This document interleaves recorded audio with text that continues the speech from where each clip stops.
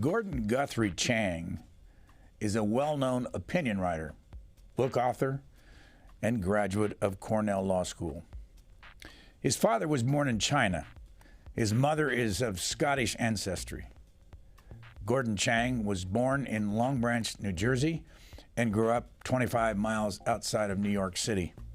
At Columbia High School in Maplewood, New Jersey, he was president of his class. Mr. Chang spent almost 2 decades in China, where he practiced international law. In the past 20 years, he has appeared regularly in the American media. Gordon Chang was the author of The Coming Collapse of China in 2001.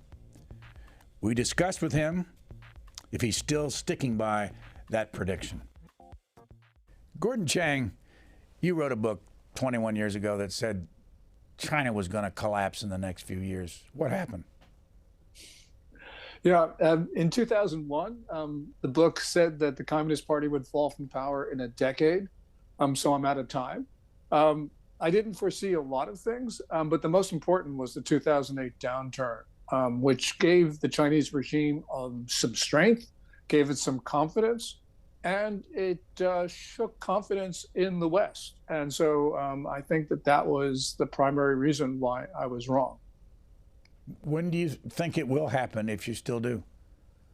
I still think that it will happen. What we're seeing right now are signs of instability and actually revolutionary sentiments in the Chinese people.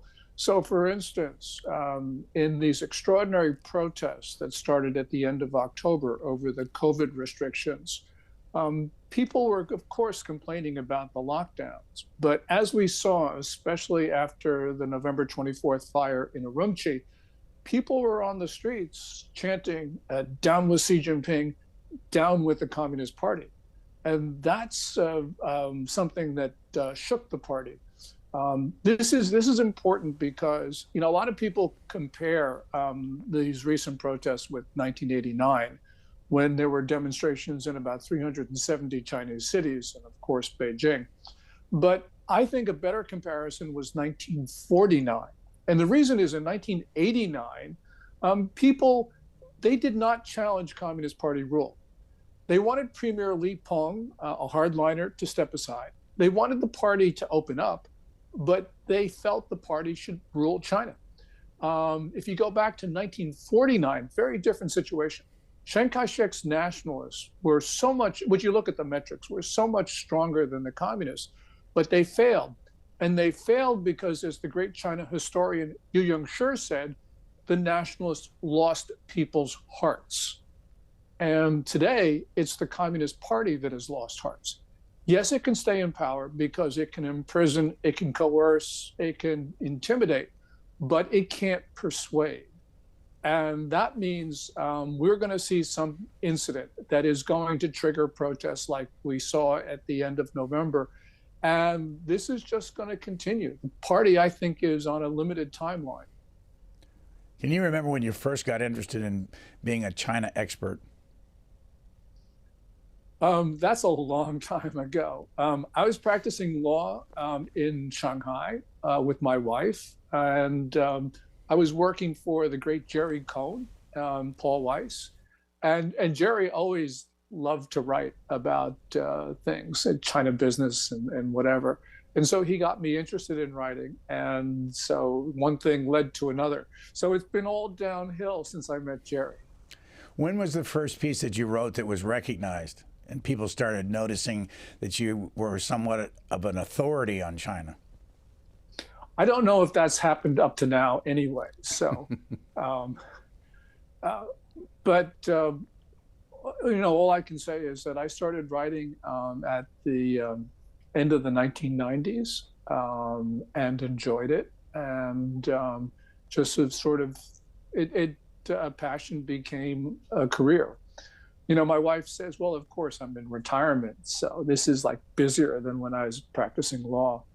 And I'm still, in all seriousness, I don't think that I have much influence in the current administration. I mean, zero influence. So that's why I answered the way I did to your question.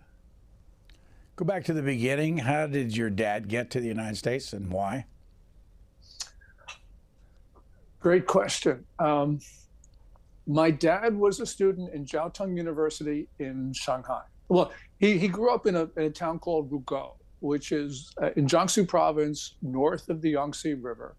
Went to school in Shanghai. And that's the time that the Japanese were attacking China. And along with tens of millions of other Chinese, he was pushed westward. And it was a great flow of humanity, one of the great tragedies in Chinese history. My dad was fortunate enough to take a national exam, got a scholarship to the United States. He actually was examined by Chiang Kai-shek. There's a row of students. And my dad tells the story. My dad, he had, I noticed that one of his ears had a pierce. You know, my dad being my dad, I didn't think he'd be one wearing earrings. But he said when he was very young, his parents pierced his ear. And the reason is that at that time, that it was felt that the gods would take away boys.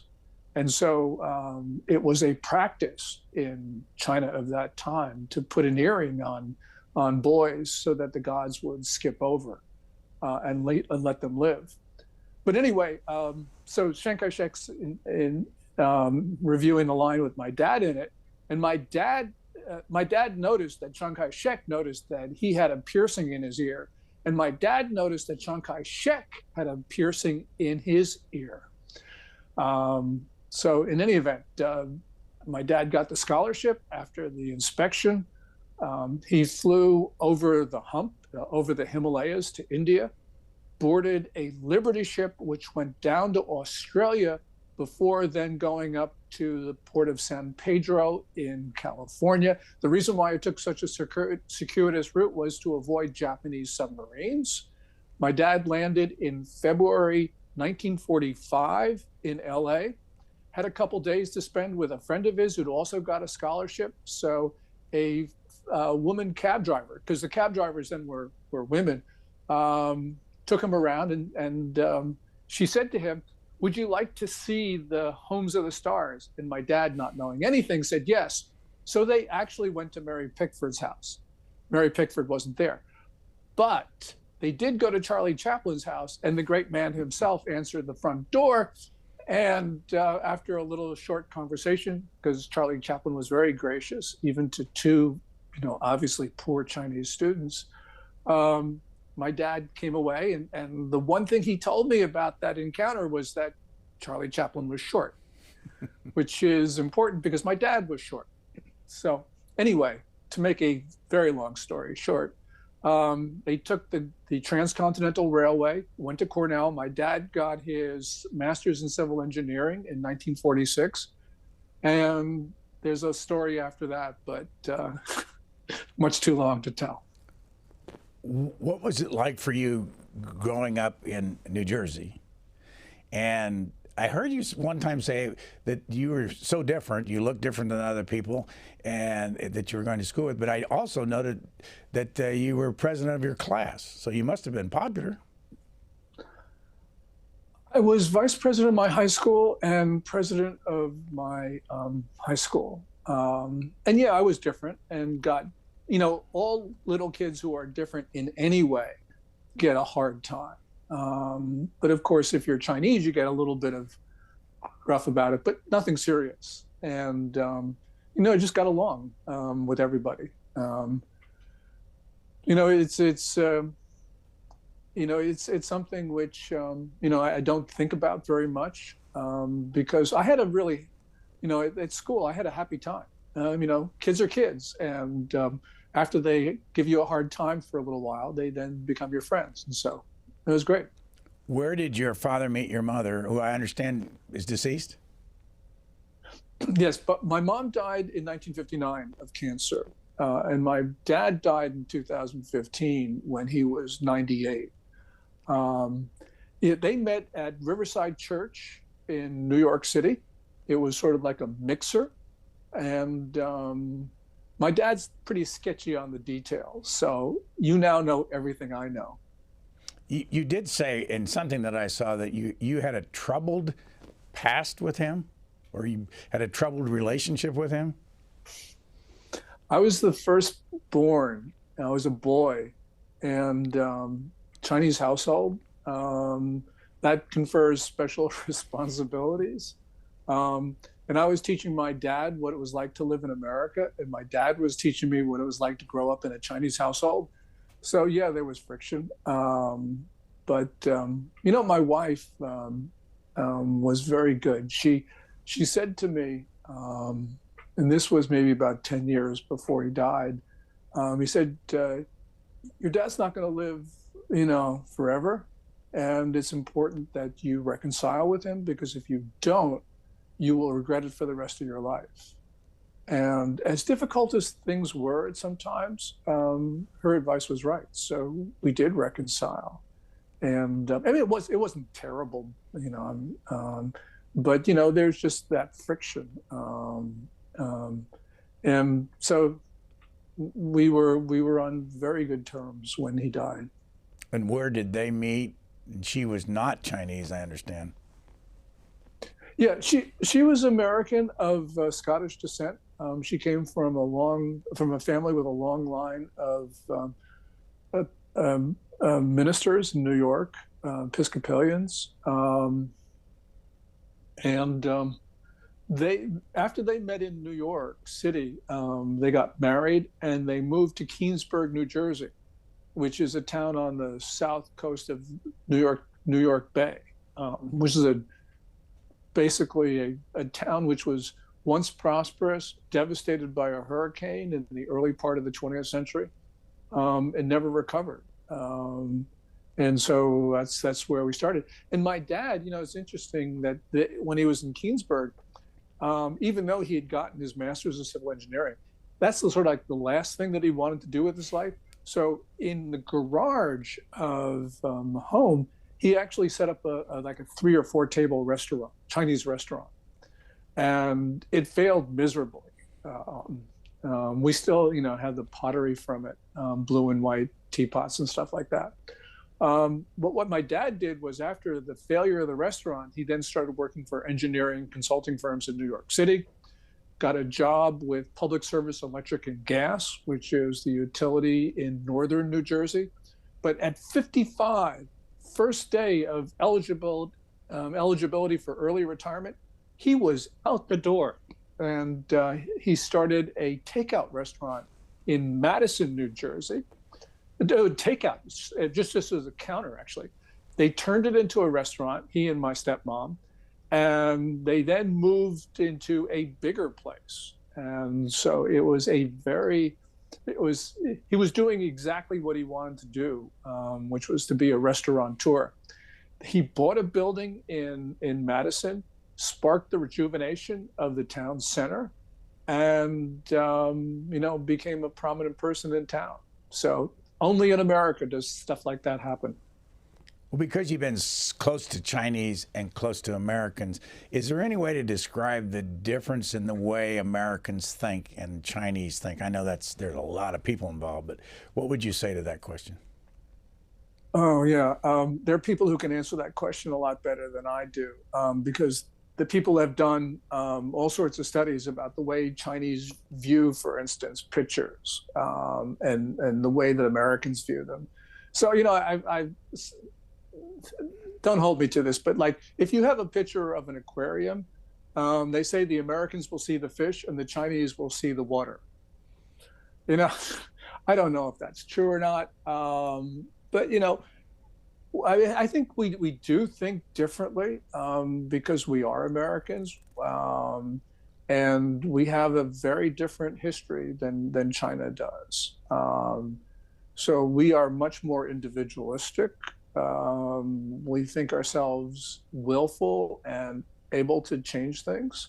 The Chinese, I think, to a large extent, are a little bit more collectivist, not as much as people say. Because we're seeing actually in China some pretty individualistic attitudes and behavior. But, I think that Americans are certainly more confident maybe about themselves. Let me ask you about the atmosphere that we seem to be in now. Correct me if I'm off base, but we seem to be hearing through the media, and maybe even what you're saying from time to time, that we're headed to war with China. And I look through the numbers, and I want you to fill in the blank. I look through the numbers. Just give you one example. There are 800 American bases around the world. A couple 100,000 American soldiers and airmen and Navy. If I read correctly, there's one base that belongs to the Chinese outside of China. That alone, you just look at it and you say, why are they such a threat? And from your perspective, what do you see down the next 10 years? Yeah, I'm extremely concerned because there's been an obvious breakdown in deterrence. And if you look at the metrics, the United States is a far more powerful country than China. Whether you're talking about economy, size of military, technological advancements, all of them, are in our column. But for Xi Jinping, the Chinese ruler, I don't think it really matters because he believes that China is ascendant, that the United States is in terminal decline, and that he can do what he wants. And we don't really have to speculate too much. We can see like the trend of Chinese propaganda, which tells us what Chinese leaders are thinking. So for instance, after the chaotic withdrawal from Afghanistan, that confirmed in the mind of Xi Jinping that the United States was done. And I think it also probably influenced Vladimir Putin. President Biden was warning Russia not to invade Ukraine. And matter of fact, when you look at talking about size and power and how that doesn't matter, in 2021, the members of the coalition that were arrayed against Putin, the United States, 27 nations of the European Union, and Great Britain, in 2021, we collectively had an economy that was 25.1 times larger than Russia's, overwhelmingly more powerful. And yet we failed to deter Putin because Putin didn't think any of that was important. He doesn't, he thinks national will is the critical factor. And I have to agree with him. So he was not deterred from invading Ukraine. And we have seen very aggressive Chinese behavior. Take the month of December. There was the Chinese incursion into Arunachal Pradesh. They have now started to reclaim islands in the Spratly chain in the South China Sea that were uninhabited and which didn't belong to China. There has been pressure against the Philippines. And all the while, they don't see an American pushback. So I think that they believe that we're not in a position to stop them. I'm not saying they're right, but I'm saying that's their mentality. And their mentality is extraordinarily dangerous. And if you want to add some other factors to this, I think that Xi Jinping, and I think certainly people around him, are starting to see a closing window of opportunity for China to accomplish historic goals. You got the plunging property prices, the sector, contracting economy, falling currency, worsening food shortages, deteriorating environment, and these COVID-19 outbreaks that are beyond control. So, and then you have the demographic crisis for China, which, China's now 1.41 billion people. Two Chinese demographers last year said that China will probably lose half its population in 45 years. If you do some of the arithmetic on the total fertility rate, China could be 1/3 as populous at the end of this century as it is now. That has to affect the way Chinese leaders are viewing the situation. So you see that they don't respect the U.S. They realize they've got only so much time in which to act. They believe, this imperial Chinese notion that they're the only legitimate rulers in the world. And you start putting all this together and you've got to worry. One thing, Brian, look, I don't know what's 100%. I can't tell you what's in Xi Jinping's mind, but I can tell you what he's doing. He is engaged in the fastest military buildup since the Second World War. He's trying to sanction-proof his regime. And we saw a lot of these activities in the second half of this year.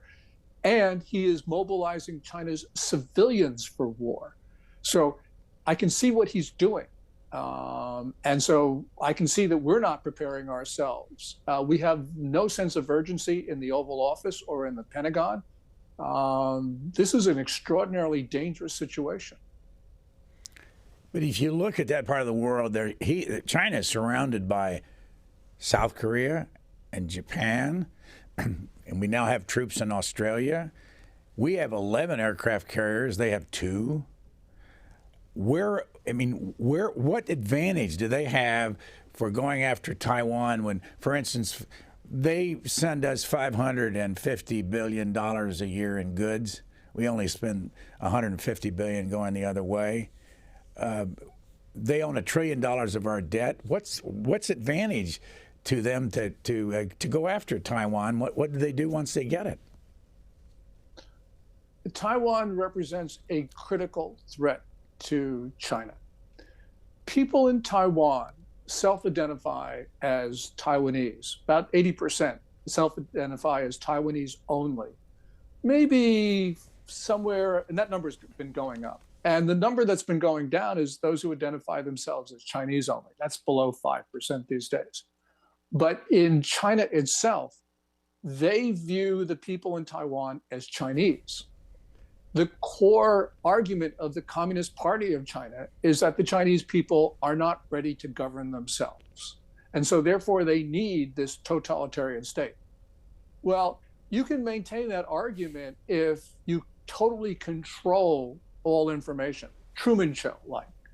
But the point is, the people in China know what's going on in Taiwan. They see a vibrant democracy. They see a vigorous economy. They see a society that is admired around the world. This is a critical threat to the most important narrative of the Communist Party, which means that they want to eliminate that. They not only want to eliminate, they believe they have to eliminate that. This is, by the way, the North Korea-South Korea problem. North Korea says, oh, we're all Koreans. But, you can see a very prosperous South Korea and a not prosperous North Korea. Well, it's the same thing. And that means that it doesn't matter whether they make a ton of money on selling stuff, the Chinese make a ton of money on selling stuff to us or any of this other stuff. They need to eliminate the bad example of Taiwan. So what happens, though? Let's say they go to war and they got Taiwan and they lose everybody around them. They lose the United States. They lose the Europeans. What do they have then? What's the advantage? Well, if they think that they can run their society by themselves, and Xi Jinping has actually been closing off China now for quite some time, a continuation of policies in Hu Jintao, but Xi Jinping has certainly accelerated the severing of links.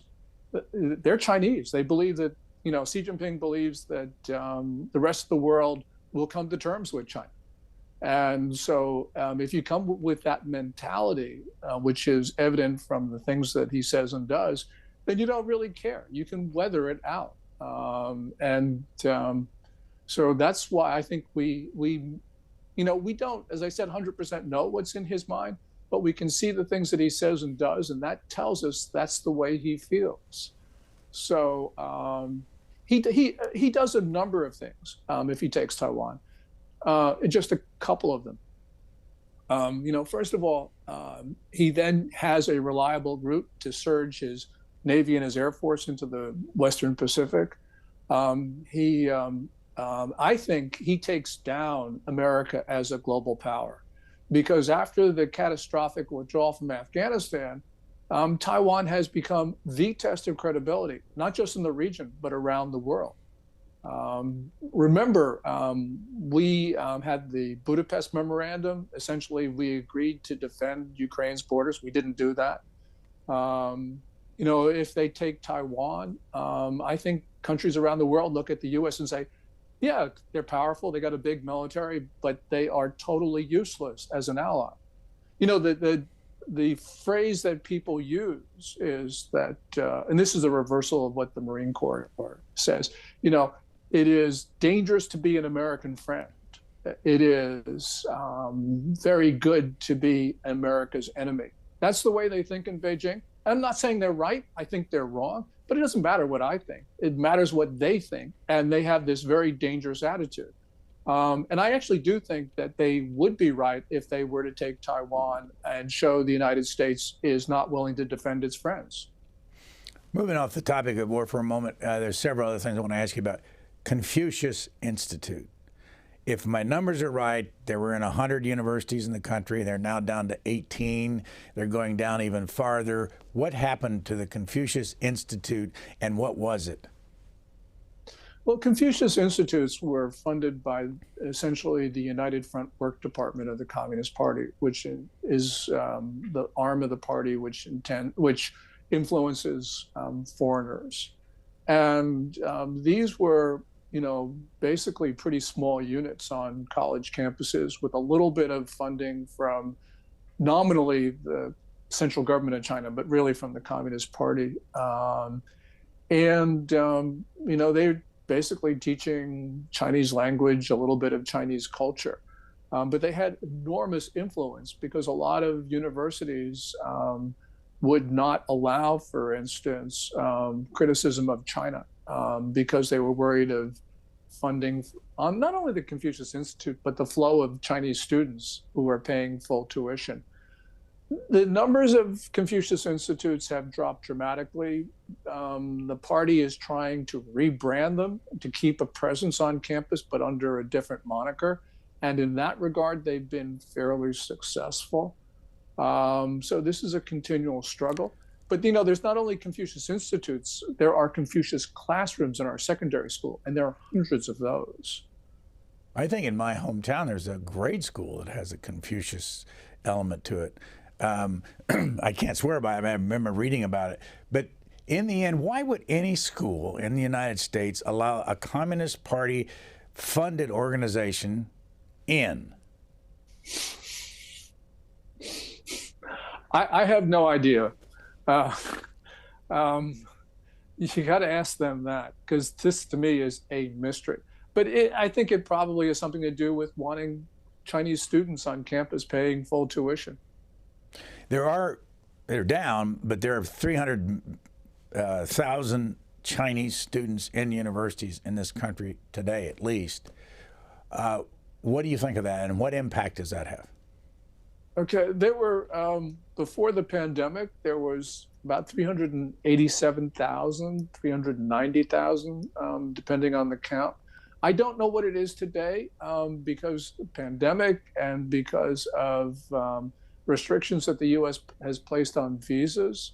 Some of those restrictions, I think, are absolutely necessary. I mean, we should not allow anyone who's in the Chinese military to come into the U.S. on a student visa, which has been happening. I think the Chinese students are the most difficult issue, at least for me, to try to resolve. Because, my dad was a Chinese student. But I do think, though, that, we've seen these numbers, about 13% of Chinese students on American campuses engage in espionage against the United States. And that's an unacceptably large number. My sense, the way to deal with this is, first of all, we got to remember Chinese students, they don't want to commit espionage. They don't want to take away First Amendment rights from other people, but they basically are forced to because they are closely monitored by Chinese consular officials and Ministry of State security agents. And they, this is our country. Why we allow Chinese diplomats and agents to do this on our soil just is beyond me. But we have allowed this. Administration in, administration out, Republicans, Democrats, liberals, conservatives, we've allowed the Chinese to violate our sovereignty. So if you're a Chinese student and someone from the Communist Party says, we're going to coerce your parents, throw them in jail unless you steal, yeah, of course they're going to steal. But we're allowing this. I think the first thing to do is to make sure that we eliminate the Ministry of State security agents from our country, toss them all out or jail them or whatever. We confine the diplomats to their consular or their embassy locations. We severely reduce the number of them. And then we figure out how things are going with Chinese students. And I think that there will be a substantial improvement from our perspective. And, we won't see these incidents on campus where Chinese students, run after the Tibetans or run after whoever, because this is core American freedom on a core American institution, colleges and universities. We can't permit this. So if we can't stop that, then we can't have Chinese students in our country. But I am positive we can stop that, because Chinese students, they want to get an education. Some of them, I'm sure, want to get out of China, especially now. So I think that this is a great pool of Americans. And let's remember, the most patriotic Americans are not people who were born here. They're people like my dad and my wife who had to struggle under really horrible circumstances at home, who sometimes in some cases risked their lives to get to the United States. And they understand the value of freedom and the right to govern oneself. So, I want Chinese students in our country. I just don't want them doing what they've been doing up to now but as I said, that's our fault, I think, not theirs. But do we have anything really to worry about if we have an open society? Whether they're Chinese or Indian or Iranian or whatever, I mean, things are wide open. What are they going to really learn that matters? But, it's not what they learn, and even what they learn and take away, that's okay too. But, outright espionage, like downloading, massive amounts of material, some of which they have absolutely no right to, and then sending it back home, that's a problem. So that's what we're concerned about. That's that 13% number that some people estimate. But, an open society is very important. That's what made America strong. But it's also a weakness that the Communist Party exploits. And so when our republic is in mortal danger, and I think that it is, then we have got to take some steps to defend ourselves. And unfortunately, some of those steps will require closing off parts of American society. It's unfortunate, but I think that at this point it's necessary. When things get better, then we can relax and we can go back to the way we were. But right now, I think that we're in real trouble. What part of the world do you live in normally? I live in Bedminster, New Jersey, which is about an hour southwest of New York City. It is on the outer edge of the metropolitan area.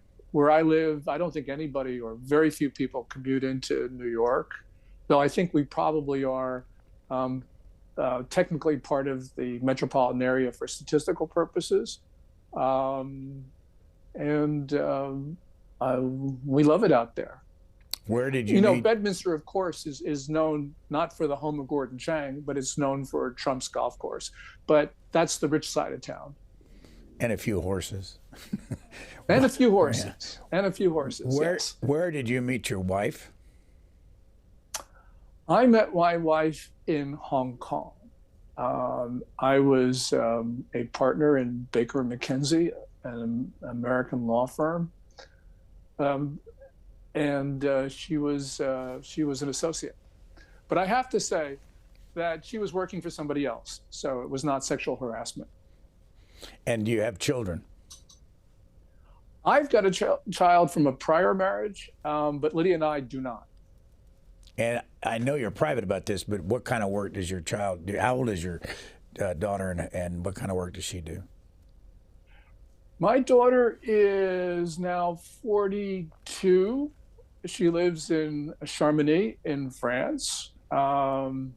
She was a photographer, still does a little bit of that. She teaches yoga.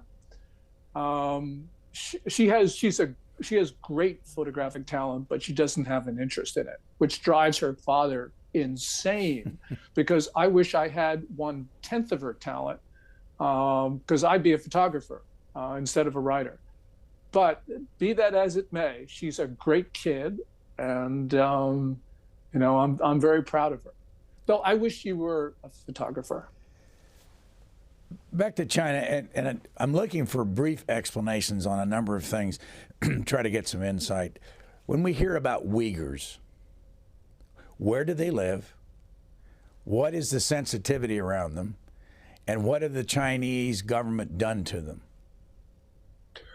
The Uyghurs are a Turkic minority, and they're the largest of the Turkic minorities. There's Kazakhs and there are others. They live in what Beijing calls the Uyghur Autonomous Region, which is the northwestern part of the country. Many Uyghurs believe that they live in East Turkestan, which is a separate country. And that's because they were conquered by Mao Zedong. So with an act of force, they were forcibly annexed into the People's Republic. So in the Xinjiang Uyghur Autonomous Region, Beijing has been committing acts that can constitute genocide as defined in the Genocide Convention of 1948. That's the intentional elimination of a minority consciousness. And they're also committing crimes against humanity. There's the forcible detention of somewhere between 1 and 3 million Uyghurs. There's been executions in those camps. We know that because China's built a crematorium between 2 of those detention facilities. We know that there has been rape of Uyghur women as official policy. There's torture, imprisonment of children, and forced labor, which in some cases approximates slavery, and there's child labor. And that's what we know about. I'm sure that there's been worse, but this is a stain on humanity. Coming to the next question in kind of an odd way, but for years we had a lot of stars who were representing their concern about Tibet. 1, why? 2, how many Tibetans are there? And what's the future of that part of China? Okay, in the what Beijing calls the Tibetan Autonomous Region, which is the southwest part of the country. It's not only the Tar, as it's called, it's also Qinghai province and parts of Sichuan. So it's a major portion of what is now considered to be inside the People's Republic. Tibet, like East Turkestan, was conquered by Mao Zedong 1950, 1951 at the beginning of the People's Republic. And Beijing has been, without mercy, moving against the Tibetans, trying to eliminate Tibetan culture, identity, religion, and it has been horrific. Tibet was sort of like where China developed the means of control that are now being applied in Xinjiang, East Turkestan. And it is a tragedy, which is, one time did catch our attention, but now is not. And we have to remember that this is the way that the People's Republic will deal with others if it ever has the opportunity to do it. It's the way they treat their minorities is the best indication of the way they'll deal with non-Chinese around the world.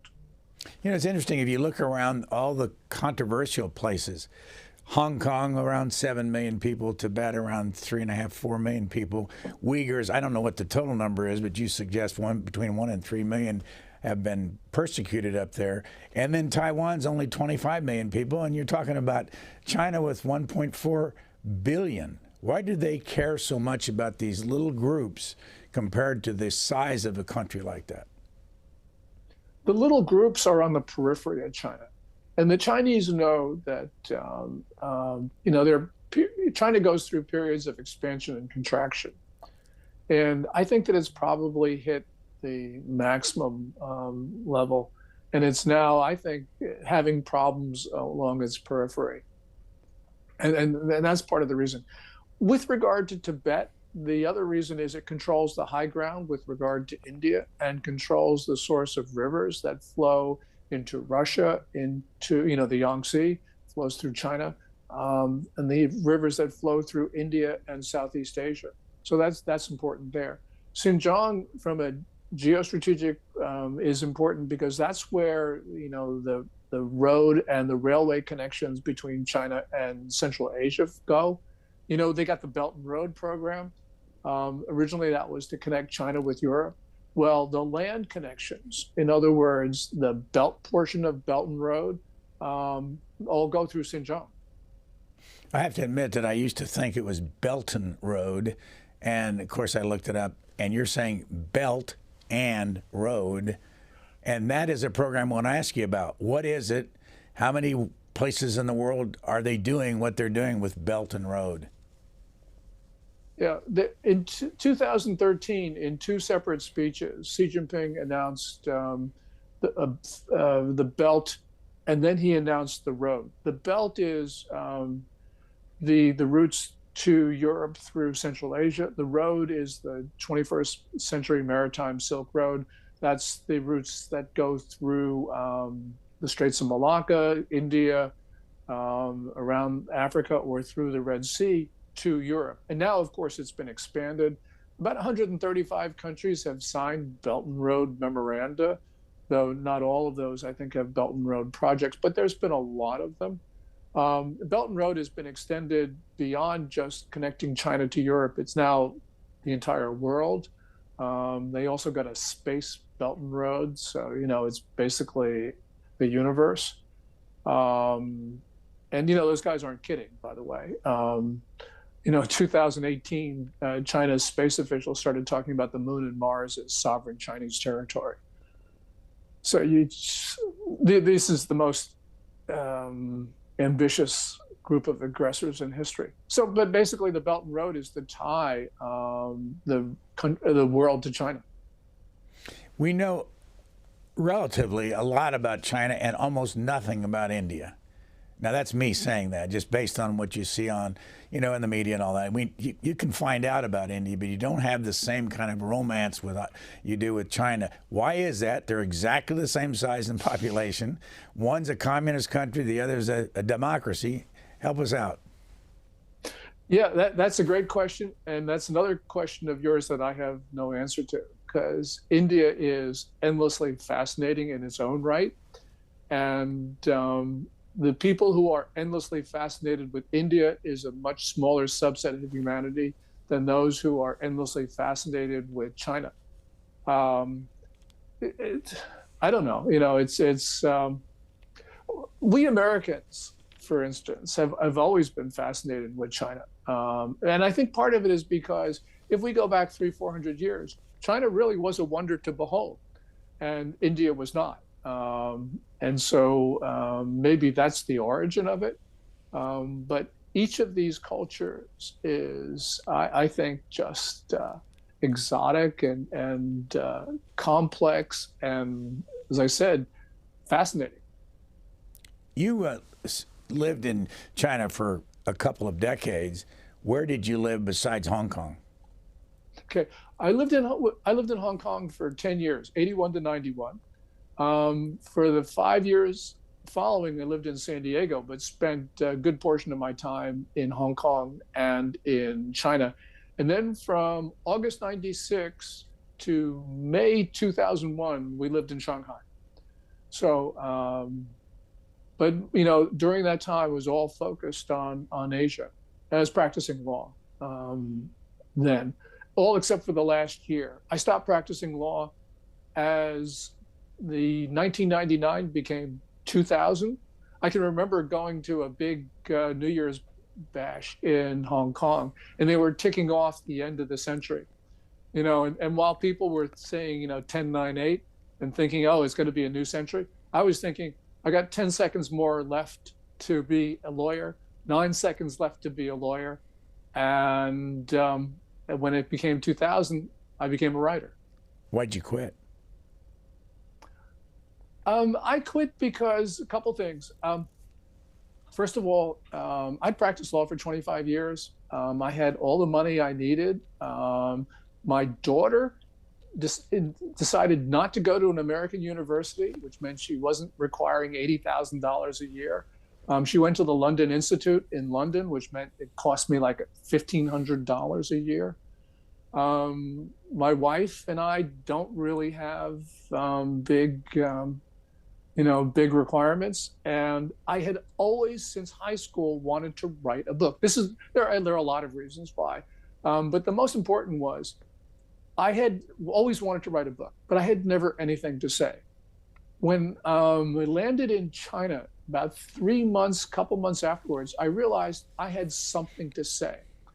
And I said I could practice law, but then at that time, I'd have to stop practicing at 65 and I wouldn't know what to do with myself. If I didn't write the book that I had in my head, I knew that somebody would.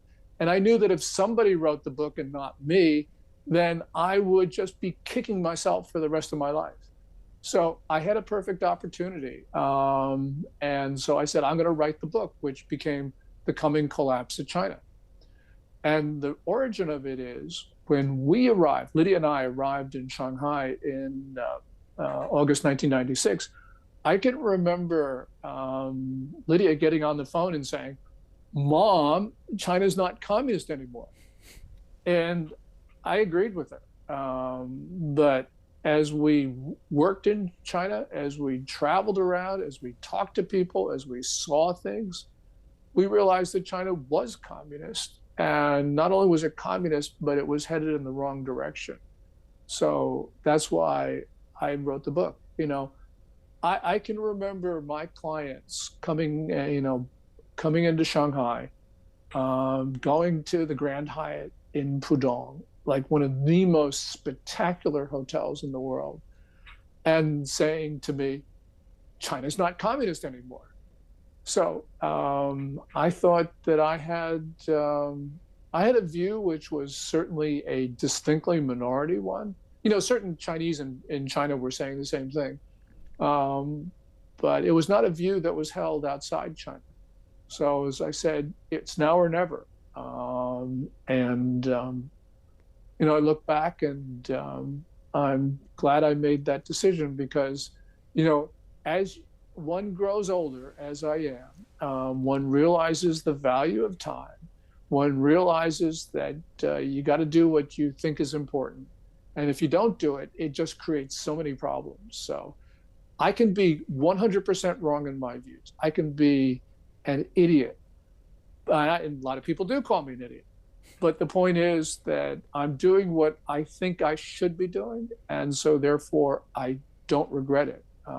Whether people agree with me or not, I'm doing what I think that I was put on this earth to do.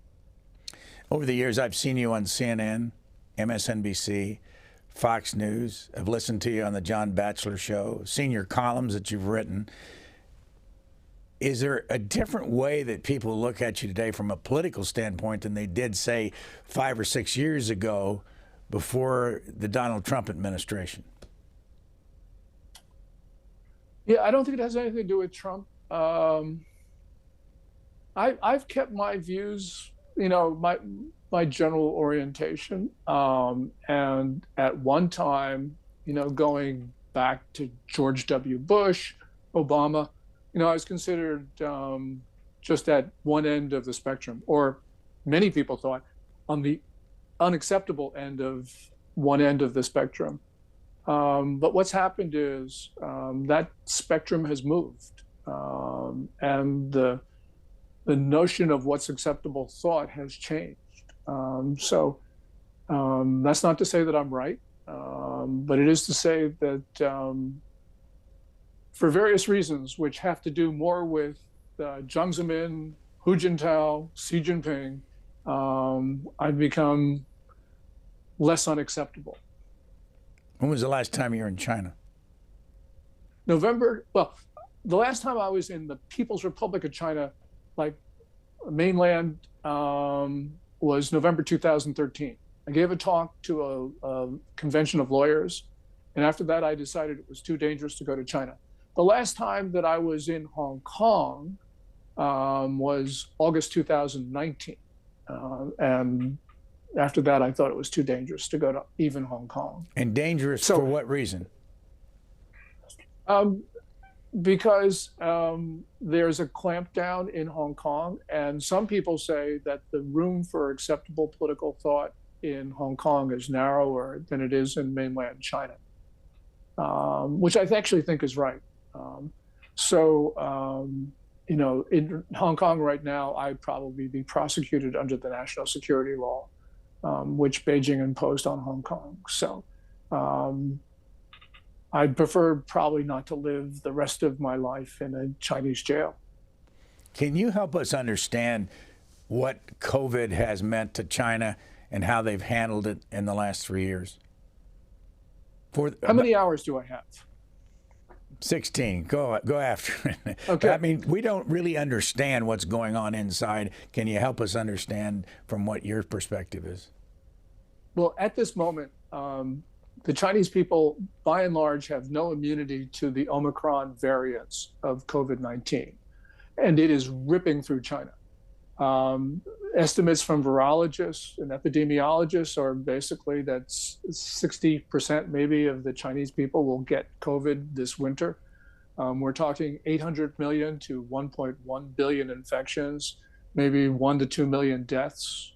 We don't know whether it'll be that severe, but the point is that Chinese people right now have no immunity to it, or very little immunity to it. Because the two Chinese primary vaccines, Sinopharm and Sinovac, they were never very effective to start out with, and they don't really protect people against Omicron. So that's why it's ripping through China. What's happened is, from the very beginning of the disease, Beijing has tried to use this as a propaganda tool. What they were saying was that their ability to control infections and deaths proved the superiority of Chinese communism over democracy in general and American democracy in particular. So they were going for zero COVID. That meant trying to prevent any transmission of the disease at all. At the same time, they were not willing to import the effective mRNA vaccines from Pfizer and Moderna, because that would be an admission. I think the reason why they wouldn't do it was they had the money. They just felt, I think, that would be an admission of the superiority of Western technology, and that was completely unacceptable. So it's been a propaganda tool, but what's happened recently, starting from November 13th, I think it was, and then ending this month, there have been a series of proclamations, directives, orders that relaxed zero COVID. Now zero COVID as a practical matter no longer exists. And people say this is a policy change, Brian, but I think that it actually is a capitulation, that the policy just failed. The World Health Organization says that the relaxation of Chinese disease control measures did not lead to this surge in disease. They thought it started beforehand. I think that's right. I think that Xi Jinping, who is the author of Zero COVID, just realized it was a failure. But there's a couple other things that don't really get talked about. Of course, there was the extraordinary protests that we just discussed. The Chinese people said, we're not having it. But more important, I think that the localities which were forced to pay for zero COVID measures, like constant testing, contact tracing, quarantines, they just ran out of money to do it. And also zero COVID was crippling the Chinese economy. And the numbers that we are getting for November are just disastrous for the Chinese economy, even official numbers. So I think that they just threw up their hands and they realized that they could no longer maintain this. And they're now just letting it rip. As people have said, in the United States, we tried to flatten the curve. In China, they're compressing the curve. And we're going to see how it works. So during these 3 years, have their manufacturing system continued when they were working to zero COVID? Zero COVID has put crimps into Chinese manufacturing and the supply chain. There were, export-oriented factories, or maybe operating, some of them at 30% of capacity, some more. But we've seen the shutdowns of the big plants. What also was more important maybe was logistics.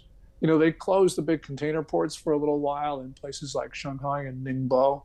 But really the main problem were truckers, because truckers, to get to the ports, had to pass through numerous COVID checkpoints. And a positive test at those checkpoints would have meant that they would have been quarantined for weeks far away from home. So a lot of truckers just took themselves and decided to stay home. And that has certainly affected supply chains. And we're seeing some of that right now as well because of the most recent surge. But that was just one of the factors that I think convinced a lot of companies that they had to make their supply chains more resilient. In other words, to develop alternative sources of supply. And even Apple, which has the most difficult to move supply chains, has been reducing its manufacturing footprint in China because I think they've had no choice. I mean, these COVID protests actually started in a Foxconn facility in Zhengzhou in central China. It's called iPhone City. Makes more than half the world's iPhones. But workers just, starting end of October, just started climbing over the fences, just getting out of the place, running through the fields. And that was the first sign that the Chinese people were just not going to accept zero COVID anymore. And what was really fascinating, Brian, was not that the workers were scrambling over the walls. It was that the people around the facility were helping the workers flee. So you had truckers, you had people in the communities, and the people who were helping the workers flee were doing so at great risk to themselves. So that was a real indication that Chinese society decided that it was going to turn its back on zero COVID. After building tremendous housing developments, apartment buildings, today, how many of those apartments are empty? Probably more than half. The factor that is important, the reason why most of them are empty is because the owners have wanted to keep them empty. Even in a time of sharply rising property prices, these apartments were empty. And they were empty because the Chinese people were considering them to be stores of value. So if you can't export your money out of the country, and they can't readily, they can go into the stock market, which many of them don't want to be there. But really, the main way of storing value was buying vacant apartments. And they would not rent them out because renting them out would reduce the value of the apartment. So right now, something like 70% of the wealth of middle-class Chinese are tied up in vacant apartments, in property. And so this is what's important here is that starting the first 6 months of this year, we saw property declines, value declines, 25, 30% year on year. But as important, sales just plummeted as well by similar figures. So, and that's continued on the second half of this year, as you can imagine. And it really means that the Chinese people aren't very happy right now because these apartments are their main source of wealth are declining in value. I'm going to let you go soon. A couple other questions. Richard Nixon's opening to China, good or bad? Good at the time. People forget. Critics of the regime like me forget that we were in a very difficult time in the 1970s. And it was important to wean away the Chinese from the Soviets. And so the end of the Cold War ended up 2 against 1. Your opinion on whether or not we will be in a fighting war at some point with China, and what do you think the American people's reaction will be if their sons and daughters are sent over to defend Taiwan? I actually think the probability of war is high. I think it's high because China's preparing for war. The regime sees a closing window of opportunity. Xi Jinping is arrogant.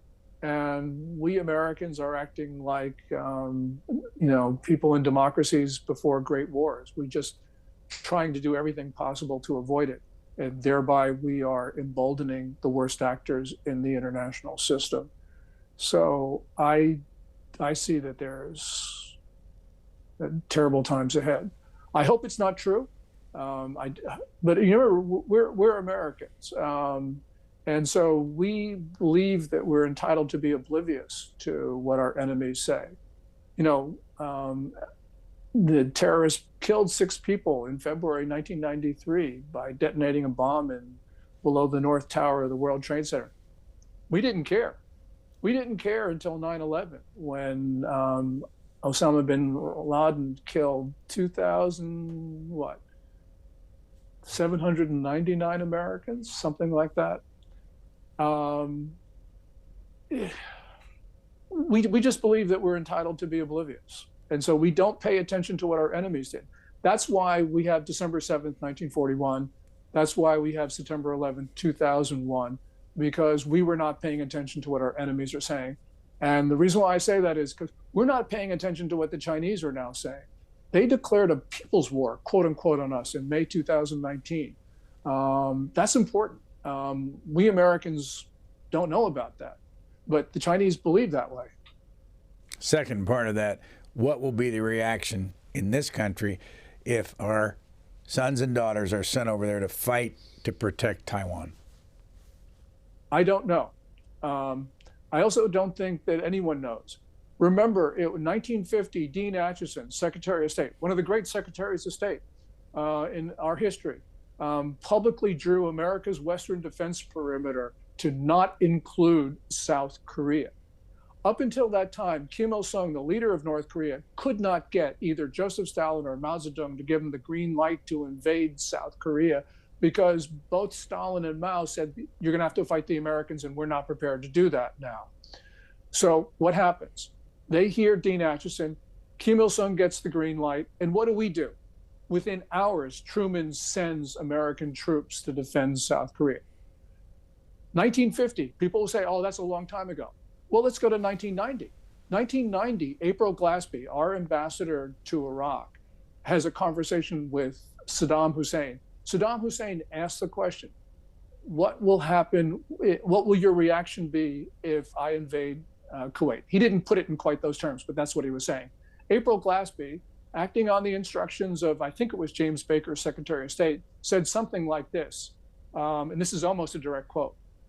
We Americans have no interest in the settlement of intra-Arab disputes. Saddam Hussein obviously took that as a green light. 8 days later, he invades Kuwait. What do we Americans do? We defend Kuwait. So what will happen with regard to Taiwan? Biden can say, we're not going to defend Taiwan. He doesn't say that, by the way. He says we will. But Biden can say, he could come out and say, we're not going to defend Taiwan. Xi Jinping could take that as a green light, and we'll probably end up defending Taiwan. I don't know what Americans will say, but this is going to be one of those times where I think that even we Americans will realize that this is not a war in Taiwan. This is a war against the United States. A couple questions.